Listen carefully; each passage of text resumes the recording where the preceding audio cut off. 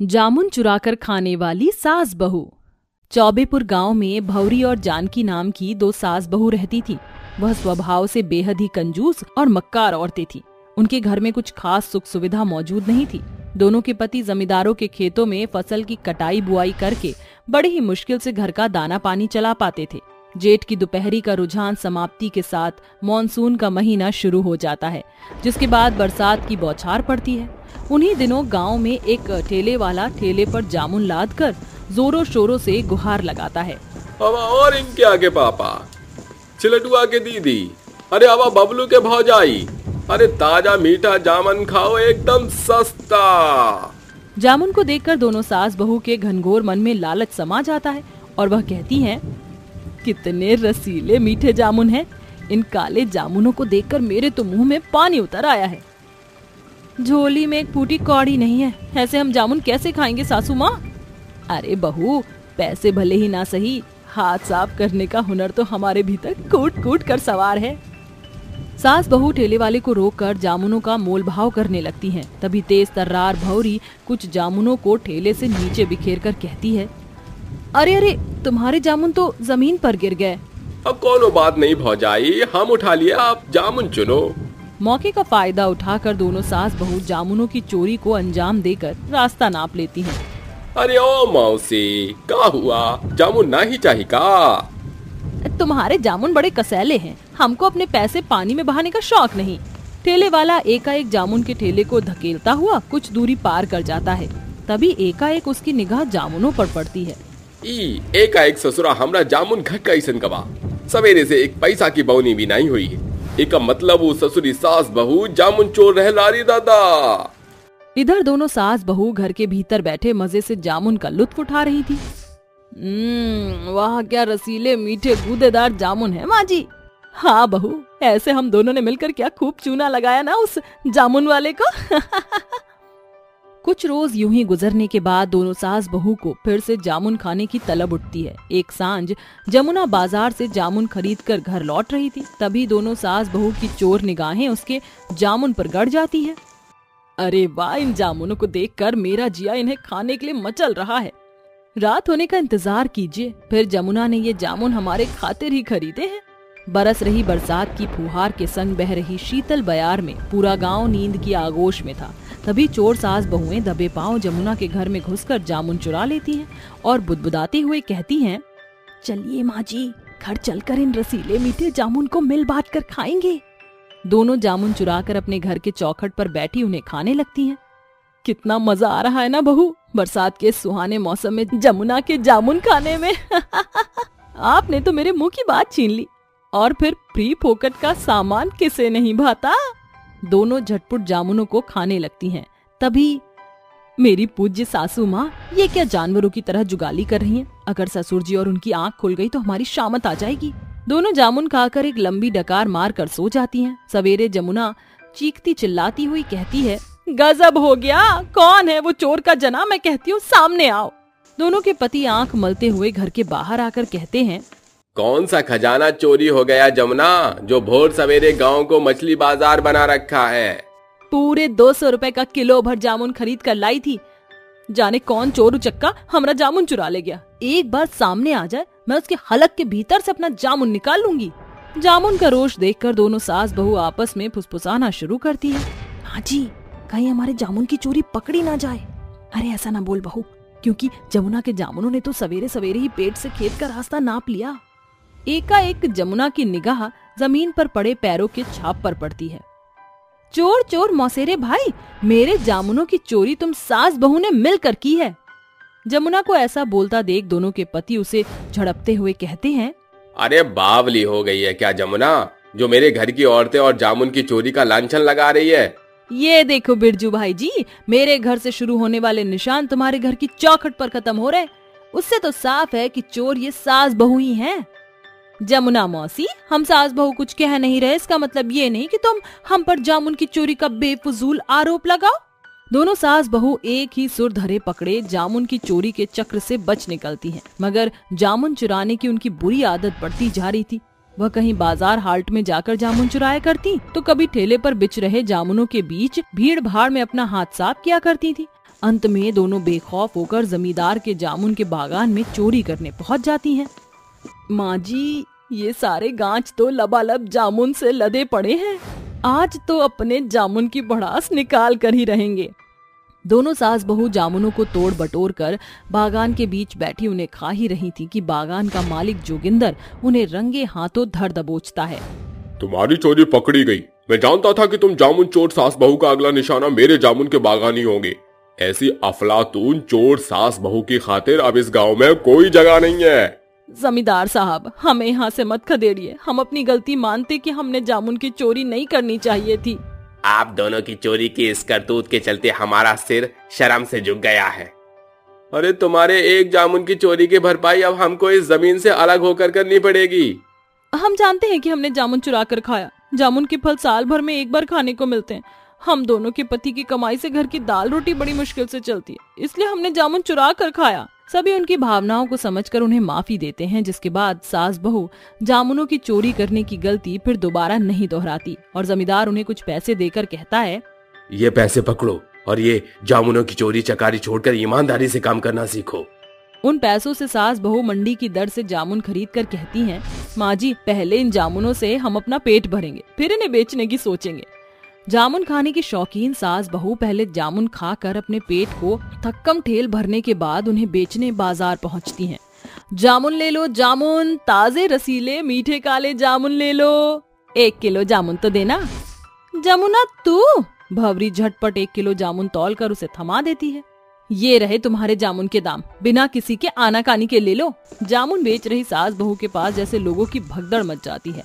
हर एक दिन उनके जामुन की बिक्री बढ़ती ही जा रही थी, जिसे वह अच्छे खासे पैसे जोड़ लेती हैं। माँ जी, कल तक हम सास बहू जामुनों की चोरी करके अपना पेट भरती थी, मगर आज हम उन्हीं जामुनों को बेचकर अपना पेट भरने लगी है। जैसे चोरी के लाखों की कमाई से बेहतर 1 रुपए की कमाई है। काश कि हम सास बहू ने जामुन चुरा कर खाने की बजाय लोगों से मांग कर खाया होता, तो आज दिल में मलाल नहीं होता।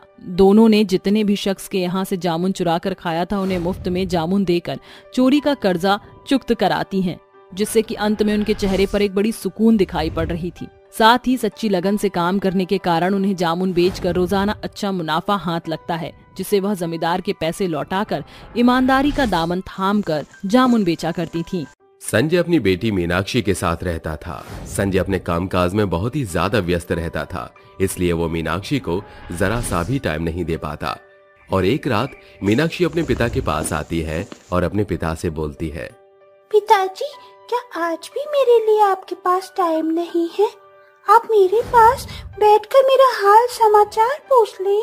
मीनाक्षी बेटा, ऐसा क्यों कह रही हो? हाँ, मैं थोड़ा सा बिजी रहता हूँ। तो किसके लिए? तुम्हारे लिए ही तो रहता हूँ ना। मैं आज जो भी कुछ कर रहा हूँ अपनी बच्ची के लिए ही तो कर रहा हूँ। पिताजी, कोई आप तो इतने बिजी हैं कि आप ये भी भूल गए कि आज मेरा जन्मदिन है। क्या आपने मुझे एक बार भी विश किया? आपसे तो अच्छी मेरी माँ थी। जब तक वो जिंदा थी तब तक उन्होंने मेरा बहुत ही अच्छे से ख्याल रखा था। बेटा, मैं मानता हूँ कि मैं तुम्हारा माँ की तरह ख्याल नहीं रख पा रहा। बताओ, तुम्हें तुम्हारी इस बर्थडे पर क्या गिफ्ट चाहिए? मुझे कुछ भी नहीं चाहिए, बस मुझे आपके साथ थोड़ा सा वक्त चाहिए। क्या आप अपनी बिजी लाइफ को छोड़कर थोड़ा सा वक्त मुझे दे सकते हैं? नहीं दे सकते ना? तो बस अब आप मुझसे बात मत कीजिए। इतना कहकर मीनाक्षी वहां से चली जाती है। वहीं दूसरी तरफ संजय अपने सिर पर हाथ रखकर परेशानी में बैठ जाता है। अगली सुबह संजय चंपा से शादी करके आ जाता है। उसकी एक बेटी मोहिनी, जो कि 16 साल की थी। संजय उन दोनों को लेकर अपने घर आता है और अपनी बेटी मीनाक्षी से बोलता है, बेटा मीनाक्षी, देखो आज से तुम्हारी ये नई माँ और नई बड़ी बहन। तुम इनकी सारी बात मानना। ये तो मेरी सौतेली माँ और सौतेली बहन है। ये एक सौतेली माँ और सौतेली बहन है। मैं इनकी एक भी बात नहीं मानूंगी, क्योंकि सौतेला हमेशा सौतेला ही रहता है। इतना कहकर मीनाक्षी वहां से गुस्से में चली जाती है और देखते ही देखते अब दिन बीतने लगते हैं। लेकिन मीनाक्षी ने अपनी माँ और अपनी बहन के प्रति कोई भी लगाव नहीं आया। वो उनसे हमेशा चिड़चिड़ी रहती थी और एक दिन चंपा की भी मौत हो गई। ये देख संजय अपनी बड़ी बेटी मोहिनी से बोलता है, बेटा मोहिनी, अब तो तुम्हारी माँ भी नहीं बची। अब तुम ही अपनी छोटी बहन का ख्याल रखना, क्योंकि मुझे भी अब ज्यादा टाइम नहीं मिलता और मैं देर रात घर पर आता हूँ, जिस वजह से मैं मीनाक्षी को समय नहीं दे पा रहा हूँ। तुम उसका ख्याल एक माँ की तरह रखना। पिताजी, आप चिंता मत कीजिए, मैं मीनाक्षी का ख्याल बहुत ही अच्छे से रखूंगी। इतना कहकर वो सभी लोग अपने कमरे में चले जाते हैं और देखते ही देखते दिन बीतने लगते हैं। मीनाक्षी मोहिनी को अपनी बड़ी बहन के रूप में कभी नहीं अपनाती। रात को 12 बजे जब संजय अपने घर आता है, तब वो देखता है कि मीनाक्षी के कमरे की लाइट जल रही है और वो मीनाक्षी के कमरे में जाकर देखता है कि मीनाक्षी अपनी माँ की फोटो लिए खुद से बात कर रही है। माँ, आप मुझे छोड़कर क्यों चली गई? मेरा यहाँ पर कोई भी अपना नहीं है। पिताजी थे, लेकिन उन्होंने आज तक मुझे नहीं समझा। वो खुद की लाइफ में इतने बिजी रहते कि उन्होंने एक बार भी मुड़कर अपनी बेटी की तरफ नहीं देखा और ना ही पूछा कि बेटा, आज तूने खाना खाया? माँ, अब आ जाओ ना माँ। ये देखकर संजय को बहुत ही अफसोस होता है और वो अपनी आंखों में आंसू लिए अपने कमरे में चला जाता है। अगली सुबह मीनाक्षी और मोहिनी दोनों स्कूल की तरफ चल रही थी और थोड़ी देर बाद वो दोनों स्कूल में पहुंच जाते हैं। उनके क्लास के टीचर ने होमवर्क के लिए उनसे पूछा, किस किस ने अपना होमवर्क नहीं किया? जिसने भी अपना होमवर्क नहीं किया वो खड़े हो जाओ। टीचर की ये बात सुनकर मीनाक्षी को घबराहट हो जाती है, क्योंकि उसने अपना होमवर्क नहीं किया था कि तभी उसके दिमाग में आइडिया आता है, क्यों ना मैं इमोशनल ब्लैकमेल करके मोहिनी से उसकी नोटबुक ले लूं और इससे मैं बच भी जाऊंगी और मोहिनी को टीचर से पिटाई भी लग जाएगी। इतना सोचकर मीनाक्षी मोहिनी के पास जाती है और अपनी आंखों में झूठे आंसू लेकर बोलती है, मोहिनी दीदी, मैंने अपना होमवर्क नहीं किया। टीचर मुझे बहुत ही पिटाई लगाएंगे क्या? मैं तुम्हारी नोटबुक ले लूं दीदी? अरे, आज तो मीनाक्षी ने मुझे दीदी बोला है। हाँ मीनाक्षी, तुम मेरी नोटबुक ले लो। इतना कहकर मीनाक्षी मोहिनी से उसकी नोटबुक ले लेती है और थोड़ी देर बाद जब टीचर मोहिनी के पास उसका होमवर्क देखने के लिए आते हैं, तब मोहिनी उनको होमवर्क दिखाने से मना कर देती है और बोलती है, सर, मैंने अपना होमवर्क नहीं किया है। उसकी ये बात सुनकर उसके टीचर को बहुत ही गुस्सा आ जाता है और वो स्केल से टीचर उसकी हथेली पर मारने लगती है। ये सब देख मीनाक्षी बगल में खड़ी होकर बहुत हंस रही थी। उसको खुश होता हुआ देख मोहिनी अब समझ चुकी थी कि मीनाक्षी ने ये सब जानबूझकर किया है, लेकिन मोहिनी मीनाक्षी की खुशी देखकर उसकी खुशी में खुश हो जाती है। एक तरफ तो मोहिनी की आंखों से आंसू निकल रहे होते हैं, तो वहीं दूसरी तरफ उसके चेहरे पर मुस्कुराहट होती है। और ऐसे ही अगले 2 घंटे बाद मीनाक्षी और मोहिनी का गेम का पीरियड शुरू हो जाता है। मोहिनी रेस में हिस्सा लेती है और थोड़ी ही देर में उन लोगों की रेस स्टार्ट होने लगती है। तो बच्चों, रेस शुरू होने वाली है, क्या आप सभी लोग रेडी हैं? Yes sir. Ready, get set go. Race शुरू हो जाती है और रेस ग्राउंड के बगल में खड़ी मीनाक्षी सोचती है, क्यों ना मैं इसे इस रेस में हरा दूं और अपनी दोस्त को जितवा दूं। इतना सोचने के बाद मीनाक्षी एक बड़ा सा पत्थर उठाकर वो मोहिनी के सिर पर मार देती है। मोहिनी के सिर पर पत्थर लग जाता है और मोहिनी नीचे गिर जाती है। उसके सिर से खून निकलने लगता है। ये सब देख टीचर उसके माथे पर पट्टी बांध देता है। दोपहर को दोनों बहनें अब अपने घर की तरफ जा रही थी कि तभी वहां से एक ट्रक गुजर रहा था। ये सब देख मीनाक्षी एक बार फिर खतरनाक प्लान बनाती है। ये ट्रक यहाँ से जा रहा है, क्यों ना मैं अपनी सौतेली बहन को इस ट्रक के सामने धक्का दे दूं, जिसके बाद वो मर जाएगी और मैं अपने घर में अपने पिता के साथ अकेले खुशी से रहूंगी। हाँ, ये सही रहेगा, मैं इसको धक्का दे देती हूँ। इतना सोचकर मीनाक्षी मोहिनी को उस ट्रक के सामने धक्का दे देती है। मोहिनी ट्रक के सामने जाने से बच जाती है, लेकिन उसके सिर पर जो चोट लगी थी, एक बार फिर मोहिनी को वहां पर चोट लग जाती है। तभी उसके सिर पर से ज्यादा खून निकलने लगता है। ये सब देख मोहिनी को बहुत ही ज्यादा दुख होता है कि उसकी बहन मीनाक्षी ने आज तक उसे अपनी सगी बहन का दर्जा नहीं दिया। थोड़ी देर बाद वो दोनों अपने घर पहुंच जाते हैं। मीनाक्षी गुस्से में अपनी बहन की तरफ देख रही होती है और खुद से बोलती है, शिट, ये तो उस ट्रक से बच गई। अब इसको मैं कैसे मारूं? मुझे तो समझ नहीं आ रहा है। मोहिनी, मुझे भूख लग रही है, मुझे मैगी खाना है।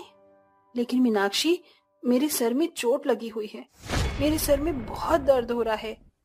कोई बात नहीं, मुझे पता चल चुका है कि सौतेली बहन हमेशा सौतेली ही होती है, वो कभी भी सगी नहीं बनती। काश मेरी माँ जिंदा होती है। उसको रोता हुआ देख मोहिनी उठकर उसके लिए मैगी बनाने लग जाती है। थोड़ी देर बाद जब वो गर्मा गर्म मैगी मीनाक्षी के सामने रखती है, तभी मीनाक्षी मोहिनी के ऊपर वो गर्मा गर्म मैगी गिरा देती है, जिस वजह से मोहिनी का हाथ जल जाता है। मोहिनी रोते हुए अपने कमरे में चली जाती है। ये सब देख मीनाक्षी को बहुत अच्छा लगता है और वो हंसने लगती है। कुछ दिन तो ऐसे ही बीत जाते हैं और एक दिन मोहिनी मीनाक्षी से बोलती है, मीनाक्षी, मैं घर का सामान लेने के लिए बाहर जा रही हूँ, क्या तुम्हें मेरे साथ चलना है? हाँ हाँ चलो। इतना कहकर वो दोनों बहनें बाजार चली जाती हैं। मोहिनी घर का सामान खरीद रही होती है तो वहीं दूसरी तरफ मीनाक्षी अपने लिए आइसक्रीम खरीदने के लिए रोड की दूसरी तरफ जा रही थी कि तभी उसके सामने से एक ट्रक आ रहा था। ये सब कुछ मोहिनी देख लेती है और मीनाक्षी को वो आगे की तरफ धक्का मार देती है और खुद ट्रक के नीचे आ जाती है। ये सब देख मीनाक्षी को बहुत ही दुख होता है और वो तुरंत उसको भागते हुए हॉस्पिटल ले जाती है। थोड़ी देर बाद वो अपने पिता को फोन करती है और सारी बात बता देती है। उसके पिता भी हॉस्पिटल आ जाते हैं। अपनी बहन मोहिनी की कंडीशन गंभीर देखकर मीनाक्षी गणेश जी की मूर्ति के पास जाकर हाथ जोड़ते हुए बोलती है, हे भगवान, मैं मोहिनी दीदी के साथ कितना गलत कर रही थी। उन्होंने तो मुझे एक माँ की तरह पाला, माँ की तरह ख्याल रखा, लेकिन मैंने ही उसको आज तक अपनी बहन नहीं समझा। उन्होंने अपनी जान पर खेलकर मेरी जान बचा दी। मैं कितनी बुरी हूँ। मैं उनको मारने की कोशिश करती रही, लेकिन उन्होंने अपनी जान की परवाह न करते हुए मेरी जान बचाई। भगवान जी, मेरी दीदी को जल्द से जल्द ठीक कर दीजिए। वो हाथ जोड़कर भगवान से विनती कर ही रही होती है कि तभी उसके पिता पीछे से आते हैं और बोलते हैं, भगवान ने तुम्हारी सुन ली मीनाक्षी, तुम्हारी बहन खतरे से बाहर है और जो तुमने अपनी बहन के साथ किया है, आज के बाद ऐसा कुछ मत करना, क्योंकि मैं मानता हूं मेरे पास समय नहीं रहता तुम्हारे लिए, लेकिन इसका मतलब ये नहीं कि मैं तुम दोनों से प्यार नहीं करता। तुम दोनों मेरे बच्चे हो और अपने बच्चों से भला कोई माँ बाप दूर रह सकता है क्या? मैं तुमसे वादा करता हूं कि मैं तुम दोनों को अपनी जिंदगी का कुछ वक्त निकालकर तुम दोनों बहनों को जरूर दिया करूंगा। मेरे लिए तुम्हारी जिंदगी और खुशियों से बढ़कर कुछ नहीं है बेटा। इतना सुनकर मीनाक्षी की आंखों में आंसू आने लगते हैं और वो अपने पिता के गले लग जाती है। थोड़ी देर बाद वो अपनी बहन मोहिनी के पास जाती है और उससे माफी मांग लेती है, जिसके बाद मोहिनी मीनाक्षी को माफ कर देती है और कुछ दिन बाद मोहिनी बिल्कुल ठीक हो जाती है, जिसके बाद वो सभी लोग अब खुशी से एक साथ रहने लगे। चुड़ैल की ममता। एक अनाथ आश्रम में 10 साल का लड़का रात में रोते हुए कपड़े धो रहा था। बेचारे ने जैसे तैसे कपड़े धोकर रस्सी पर सुखाए थे कि रस्सी टूट पड़ी और सारे कपड़े गंदे हो गए। ये देखकर इस आश्रम का मालिक सहवाग उसे डांटते हुए कहता है, अरे ये क्या नालायक, तुझसे अभी तक कपड़े नहीं धुले, ऊपर से और गंदे कर दिए। बहुत हो गया तेरा, अब मैं तुझे खाना बिल्कुल नहीं दूंगा। चाचा चाचा, मैंने कपड़े धो दिए थे, गलती से गिर गया, रस्सी ढीली थी। पहले चाचा मुझे खाना दे दो, बहुत तेज भूख लग रही है, पेट में बहुत दर्द हो रहा है, सुबह से कुछ नहीं खाया। नहीं, आज ऐसे ही भूखा तड़प तू, कोई खाना नहीं मिलेगा और निकल जा मेरे आश्रम से। चाचा ऐसा मत करो, चाचा आपका कहा सारा काम किया है मैंने सुबह से, कुछ तो खाने को दे दो, कल भी आपने मुझे खाना नहीं दिया। सुबोध उसके बहुत हाथ पैर जोड़ता है, लेकिन सहवाग उसे चांटा मार कर निकाल देता है, जिसके बाद वो रोते रोते भटकते हुए एक खाली पार्क में आ जाता है। माँ, बाबा, काश आप मेरे पास होते, पर मुझे तो ये भी नहीं पता मेरे मम्मी पापा कहाँ हैं भी या नहीं। अगर होते तो आज मेरे साथ ये सब नहीं होता। भगवान जी कुछ करो, बहुत भूख लग रही है। सुबोध बहुत तेज की रोने लगता है, इतना कि उसकी रोने की आवाज एक चुड़ैल के कानों में पड़ जाती है। तभी वो बच्चे के पास आती है और उसे घूरती है। चुड़ैल इस तरह से सुबोध को देखती है मानो उसे मुंह से कच्चा चबाकर खा जाएगी। क्या चुड़ैल ऐसे ही करने वाली है या फिर वो सुबोध की मदद करेगी? जानने के लिए कहानी में आगे बढ़ते हैं। हे बच्चे, तुम रो क्यों रहे हो? चुड़ैल चुड़ैल, अरे भागो। अरे रुको, कहाँ जा रहे हो? बताओ क्यों रो रहे हो? मुझसे डरो मत, मैं तुम्हें कुछ नहीं कहूँगी। पक्का ना? आप मारोगी तो नहीं? अरे मैं सच में नहीं मारूंगी। बताओ तुम्हें क्या हुआ है, क्यों रोए जा रहे हो? वो मुझे भूख लगी है। कल से मैंने कुछ नहीं खाया और आश्रम वाले चाचा ने मुझसे काम कराया और बिना खाना खिलाया यहाँ से निकाल दिया। मेरी कोई गलती नहीं थी। सुबोध की दुख भरी दास्तां सुनकर चुड़ैल की आंखों में आंसू आ जाते हैं। उसकी ममता उमड़ पड़ती है। इस बच्चे के साथ कितना बुरा हुआ है, मैं इसे ऐसे नहीं देख सकती। मुझे इसे खुश करना होगा। आओ, मैं तुम्हें सबसे पहले बढ़िया बढ़िया खाना खिलाती हूँ। आंसू पोंछो अपने। ये कहते ही चुड़ैल अपनी जादू से इसके लिए खाना लाती है और इतना सारा खाना देखकर बच्चा कहता है, अरे वाह चुड़ैल आंटी, इतना सारा खाना मेरे लिए, मैं खाऊंगा इसको। हाँ हाँ, ये सब तुम्हारा है, खाओ। ये सुनते ही सुबोध एक एक करके सारे पकवान, फल, जूस सब खाकर डकार मारता है। शुक्रिया चुड़ैल आंटी, मेरा तो पेट ही भर गया, पर अब मैं सोऊंगा कहाँ? वो सहवाग चाचा तो बहुत मारते हैं। अरे हाँ बेटा, तुम चिंता मत करो, तुम्हारे चाचा का इंतजाम तो मैं करती हूँ। आओ मेरे साथ, डरो मत। नहीं चुड़ैल आंटी, मैं नहीं जाऊंगा, वो बहुत मारते हैं मुझे।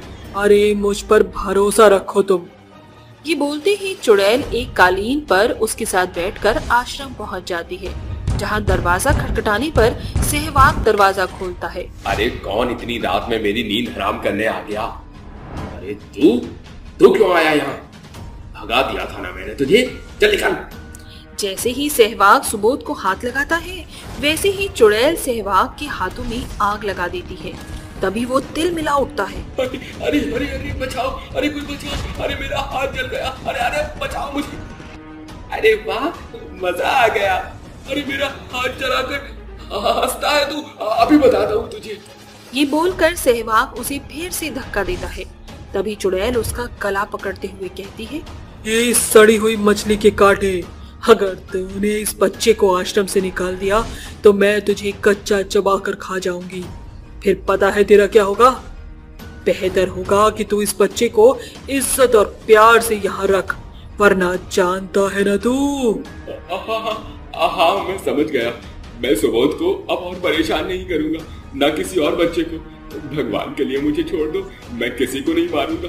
सारे बच्चे खुश रहेंगे यहाँ, अब से सारे बच्चे खुश रहेंगे। सहवाग की बात सुनकर चुड़ैल सुबोध को वहीं छोड़ देती है।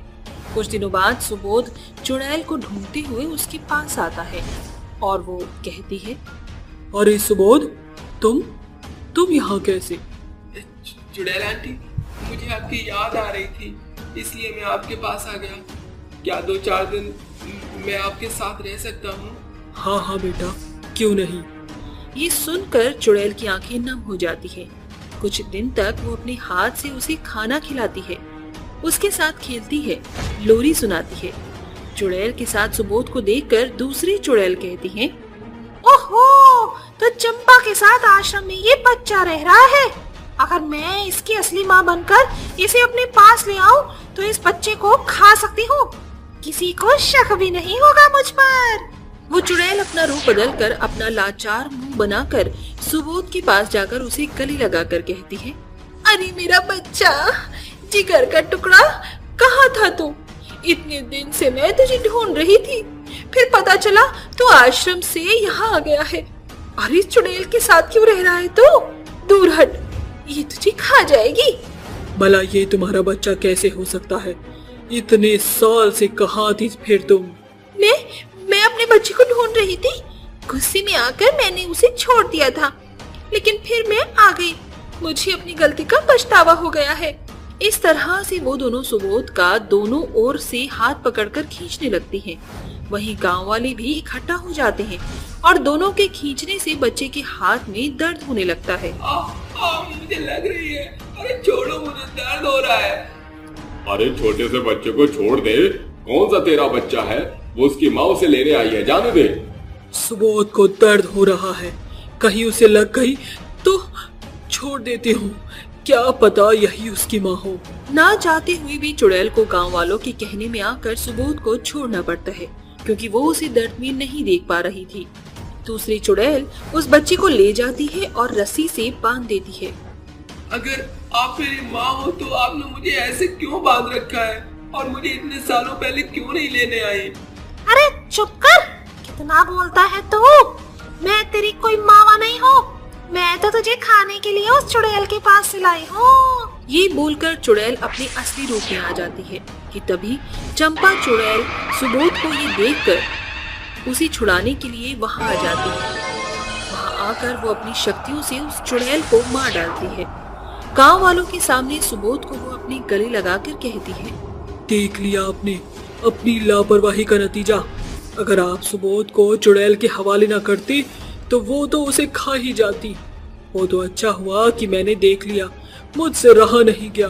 हमें माफ कर दो, हमें पता नहीं था, हमें लगा कि वो उस बच्चे की माँ है। हाँ, हमें यही लगा था। और एक चुड़ैल होकर तुम्हारी ममता इतनी क्यों बढ़ाई इस बच्चे के प्रति? क्योंकि मैं माँ बनते बनते रह गई, माँ बनने का सुख नहीं मिला। एक वक्त पहले मैं 9 महीने की गर्भवती थी, लेकिन मेरी देवरानी मुझसे इतनी चिढ़ती थी कि उसने मुझे धोखे से पपीता खिलाकर मेरे बच्चे को नुकसान पहुंचाया और मेरा बेटा मरा हुआ पैदा हुआ। उसके बाद घर वालों ने, गांव वालों ने इतने ताने दिए कि मैंने खुदकुशी कर ली।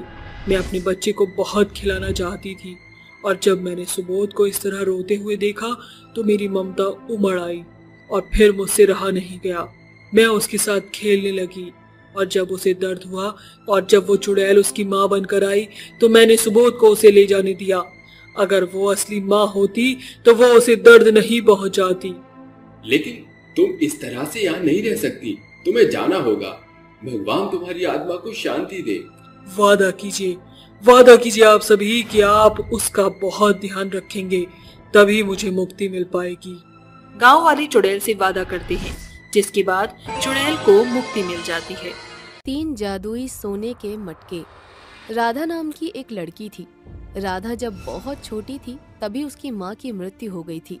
राधा की देखभाल के लिए राधा के पिता सुरेश ने अनामिका नाम की एक लड़की से दूसरी शादी कर ली। पहले तो अनामिका राधा को बहुत प्यार से रखती थी, लेकिन उसका अपना बेटा होने के बाद अनामिका राधा से सौतेली माँ जैसा व्यवहार करने लग जाती है। ए राधा, चल घर का काम कर ले, पूरा दिन खाना और सोना लगा रहता है तेरा। माँ, मेरे सर में बहुत दर्द हो रहा था, इसलिए थोड़ा लेट गई। ये सब बहाने मेरे आगे नहीं चलेंगे, खड़ी होकर काम कर ले। मेरा राजा बेटा आता ही होगा, आते ही खाना मांगेगा।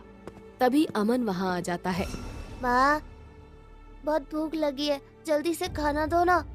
अरे मेरा बेटा, इस काम चोर ने अभी कुछ नहीं बनाया है, ले ये तू पैसे ले जाकर कुछ खा ले जा।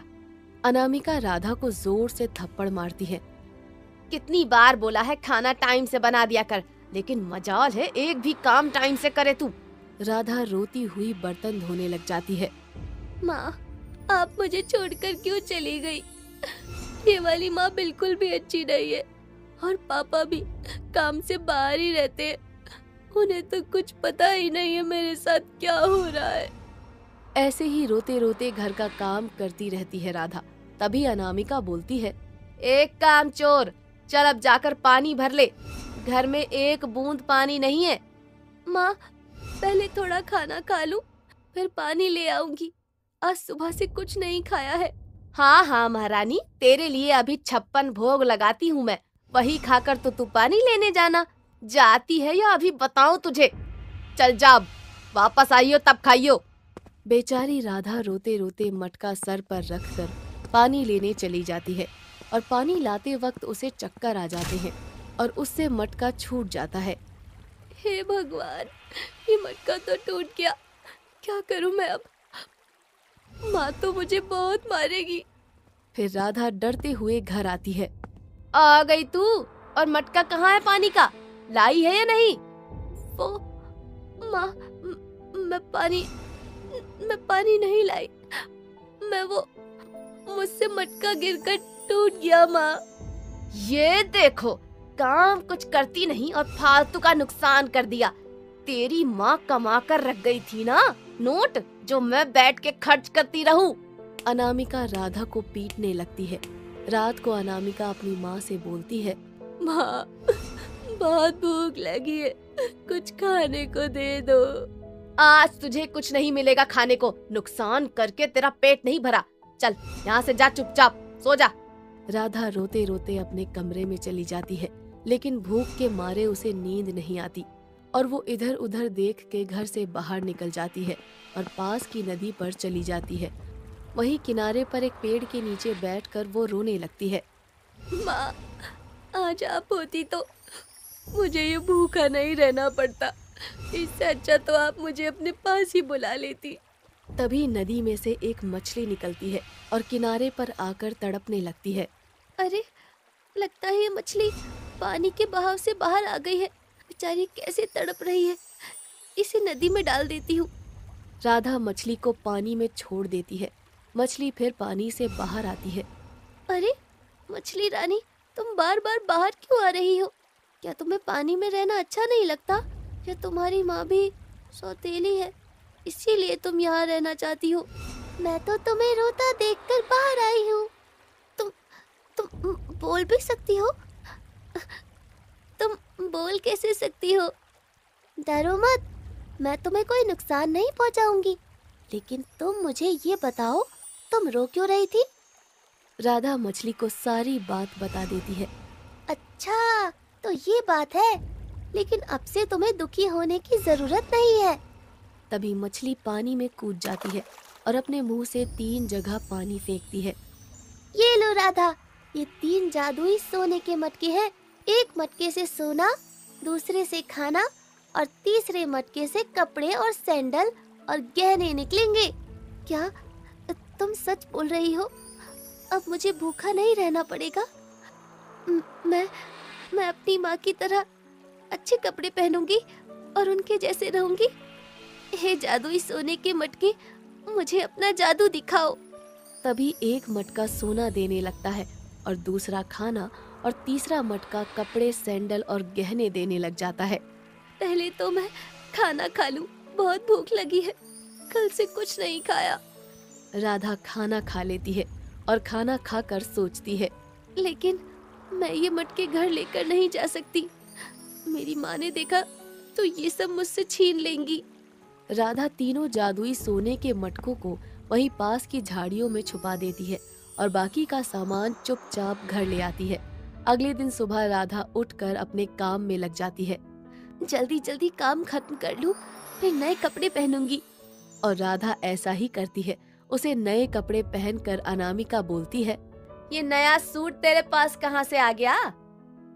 वो माँ, मुझे मंदिर के बाहर किसी ने दिया था।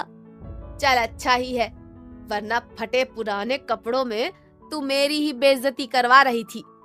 ये बोलकर अनामिका अपने कमरे में चली जाती है और बाजार जाने के लिए पैसे लेने लगती है।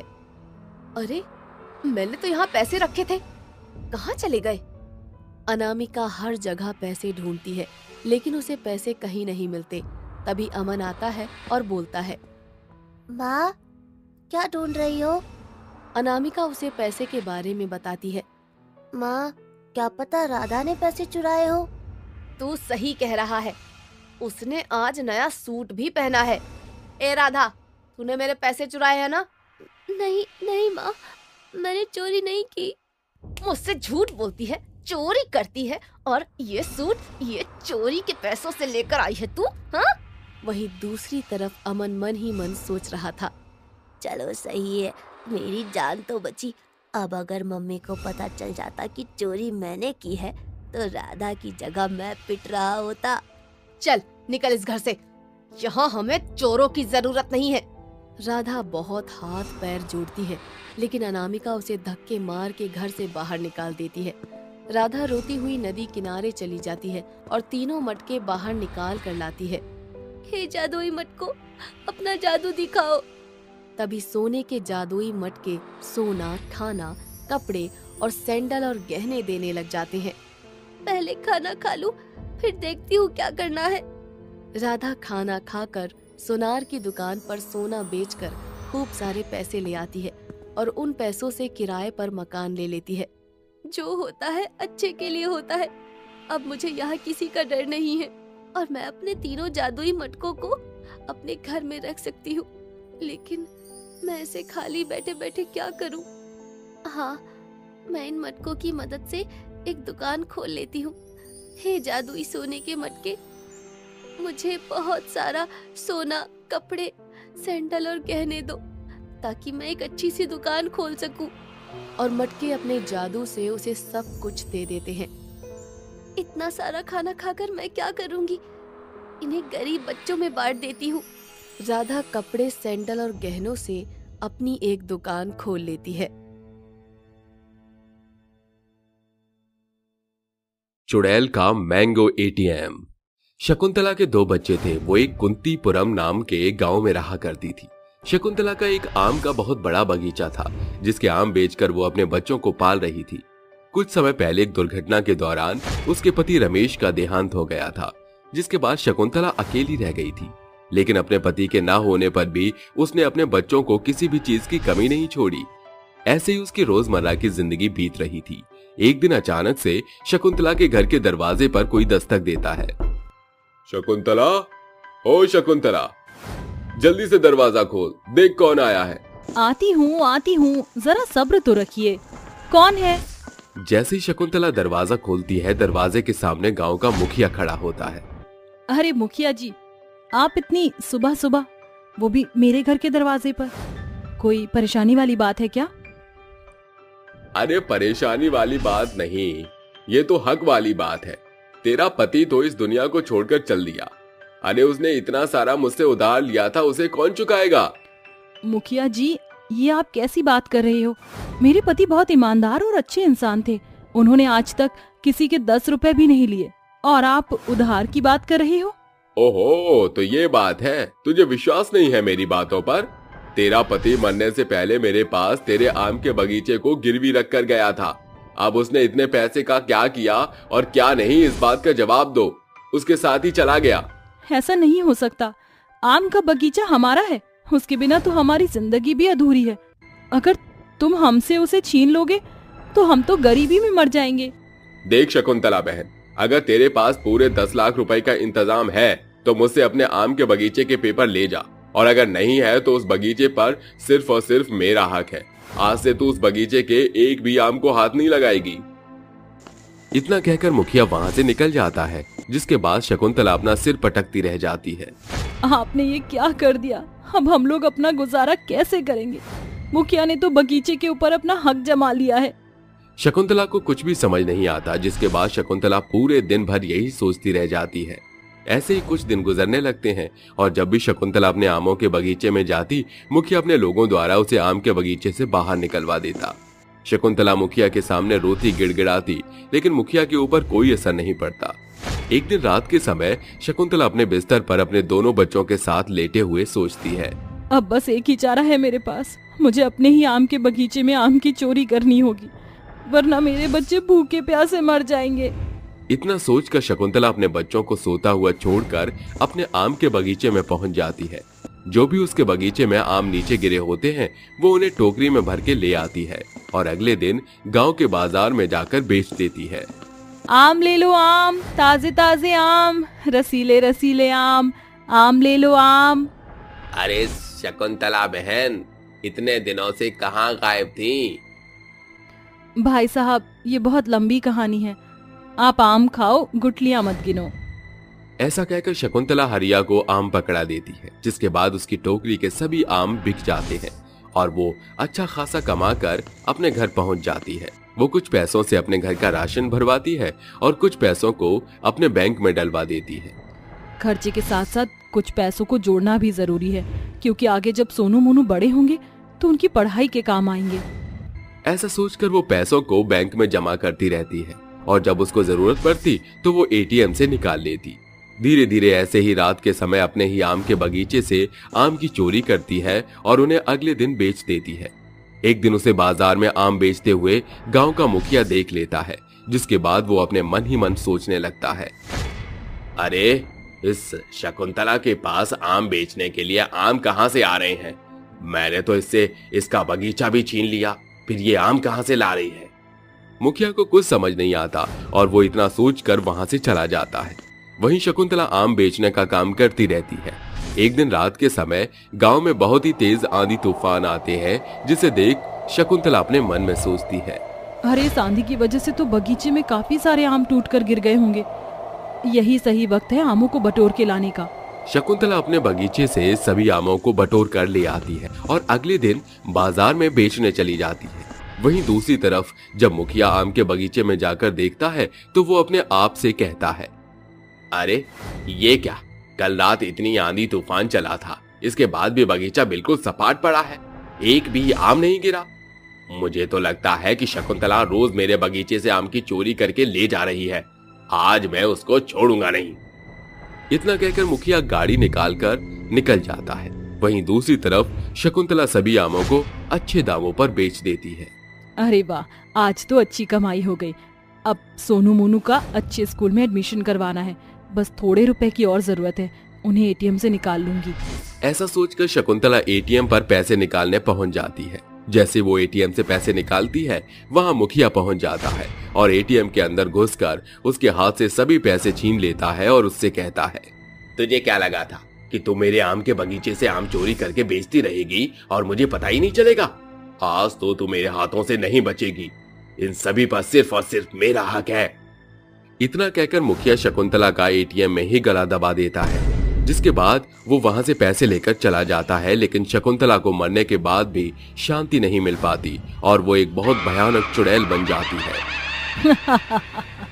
जिस आम और एटीएम के चलते मेरी जान गई है, अब मैं उसी एटीएम की मशीन को एक आम की मशीन में बदल डालूंगी और जो भी इस मैंगो एटीएम से पैसे निकालने आएगा वो इसके अंदर ही चला जाएगा।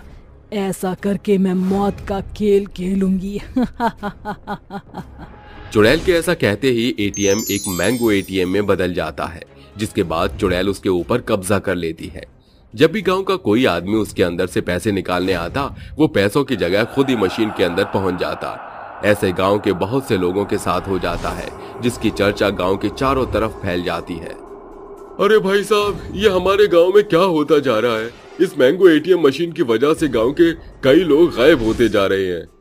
ये सब कुछ मुखिया की गलती है। उसने शकुंतला बहन को एटीएम मशीन के अंदर ही मार दिया, जिसकी वजह से वो एक भयानक चुड़ैल बन गई। मैंने खुद अपनी आंखों से देखा था।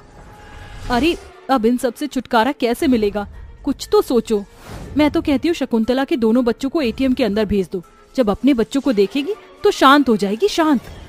कल्याणी की बात सुनने के बाद गांव के सभी लोग सहमत हो जाते हैं, जिसके बाद वो शकुंतला के दोनों बच्चों को एटीएम मशीन में भेज देते हैं। जैसे ही शकुंतला अपने बच्चों को एटीएम में देखती है, वो शांत हो जाती है और अपने बच्चों से कहती है, बच्चों तुम कैसे हो? तुम्हें कोई दिक्कत तो नहीं? तुम दोनों ठीक तो हो ना? माँ, आपका ये हाल किसने किया और आप इस तरह लोगों को क्यों मार रही हो? माँ, गांव के सभी लोग बहुत ज्यादा परेशान हैं। वो लोग मासूम हैं, उन्होंने आपका कुछ नहीं बिगाड़ा। उन्हें छोड़ दो माँ, उन्हें छोड़ दो। अपने दोनों बच्चों की बात सुनने के बाद शकुंतला को अपनी गलती का पछतावा होने लगता है, जिसके बाद वो अपने दोनों बच्चों से कहती है, ठीक है बच्चों, मैं यहाँ से हमेशा हमेशा के लिए चली जाती हूँ, लेकिन तुम दोनों अपना अच्छे से ख्याल रखना। कोई भी परेशानी हो तो मुझे याद कर लेना। तुम्हारी माँ तुम्हारे पास दौड़ी चली आएगी। इतना कहकर शकुंतला वहां से गायब हो जाती है, जिसके बाद मैंगो एटीएम मशीन पहले की तरह एक नॉर्मल एटीएम मशीन में बदल जाता है।